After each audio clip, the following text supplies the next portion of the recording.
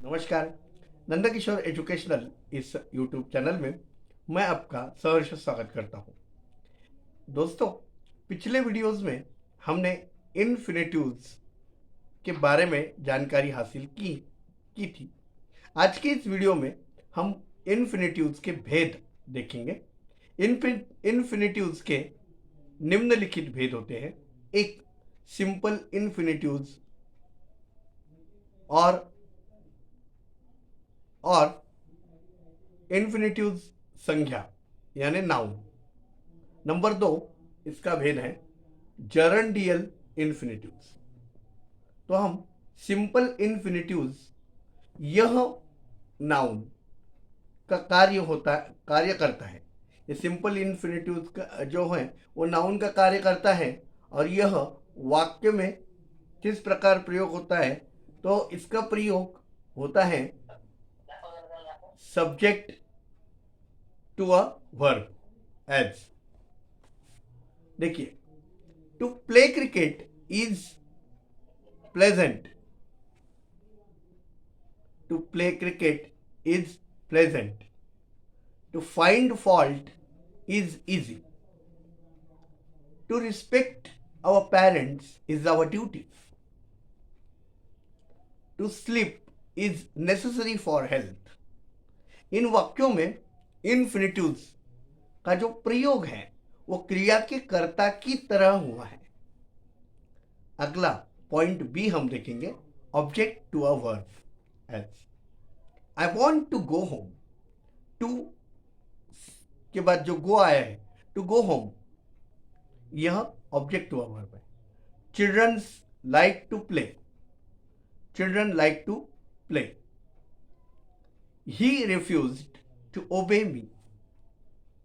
He asked me to work. Brave men do not fear to die. इन वाक्यों में infinitives का जो प्रयोग है वो क्रिया के कर्म की तरह हुआ है, यानी ऑब्जेक्ट टू द वर्ब हुआ है। See, complement to a verb as.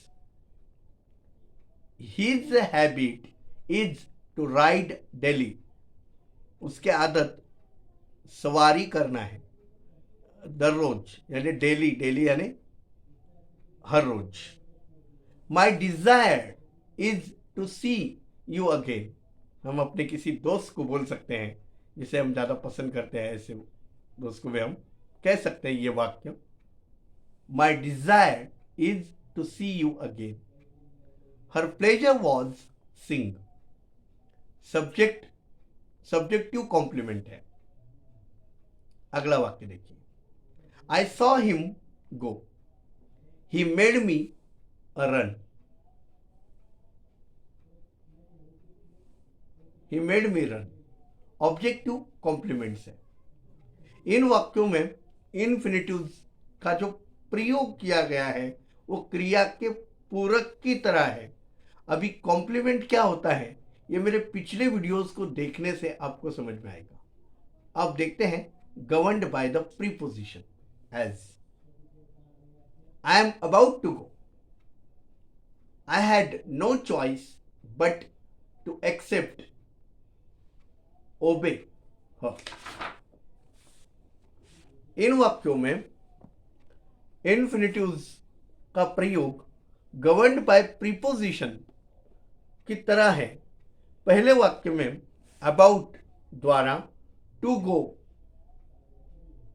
तथा दूसरे वाक्य में बट द्वारा टू ओबे को गवर्न किया गया है।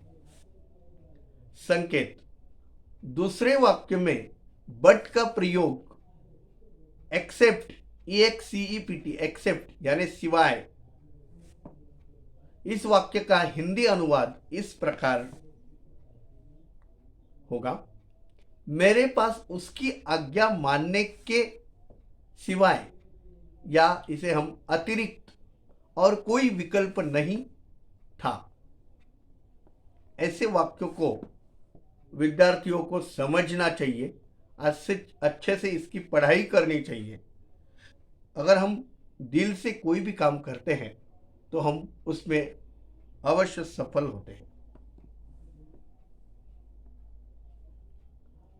अगला point E, case in a position with a noun or a pronoun, as it is easy to say this, to say this is easy, it was your duty to help him, your duty to help him. पहले वाक्य में to से का प्रयोग it के case in opposition की तरह हुआ, की तरह, तथा दूसरे वाक्य में हेल्प का प्रयोग ड्यूटी के केस इन अपोजिशन की तरह है। पहचान, सिंपल इन्फिनिटिव, सिंपल इन्फिनिटिव का प्रयोग नाउन यानी संज्ञा की तरह होता है और इसके हिंदी अर्थ के अंत में ना या ने आता है।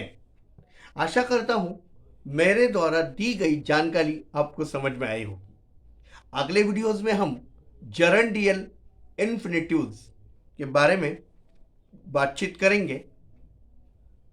अब ये वीडियो आते आते हिंदुओं का गुड़ी पाड़वा त्यौहार आएगा और साथ ही रमज़ान चल रहा है, रोजे चल रहे हैं।